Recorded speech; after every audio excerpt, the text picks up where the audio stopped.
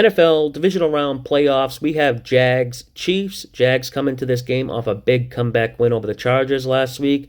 They did something very few teams have ever done before. They won the game while turning the ball over 5 times.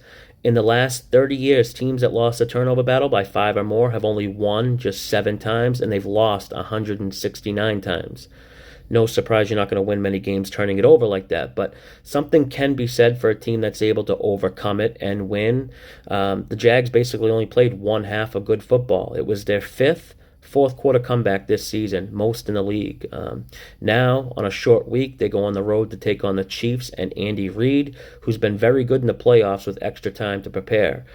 These two teams played back in November with KC as 9.5-point home favorites. KC won by 10.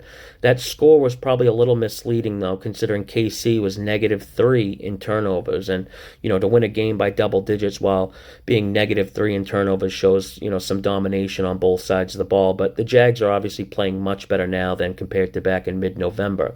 KC, though, has underachieved versus the spread all year. This is a team that only beat the Texans by 6, a team like Denver, who they played twice and only won by a combined 9 points. And they're also, they're not exactly trying to cover the spread. KC's been a favorite of a touchdown or more in 9 games this year, going 3-6 against the spread. In the Chiefs' last 10 games, they've been a favorite by an average spread of 10.5 points. Andy Reid just wants to get in there and get out. He doesn't like to empty the tank on teams when he doesn't have to. They do enough to win and rarely have to put their entire arsenal on display. But I'm sure after seeing the Jags come back last week, Andy Reid's not going to take any chances here with this Jags team, or won't be taking them lightly. Now, my big concern with Jacksonville is anytime they step up to play a top-tier team, they get thrashed, especially on the defensive side. The Jags had the 5th easiest strength of schedule this year, and their late-season run into making the playoffs were against a bunch of backup quarterbacks, really some bums. I just think it's a year too early for Trevor Lawrence and this Jags team, and it's a bad matchup for them this week. Their areas of weakness on defense happen to be strengths for the Chiefs' offense.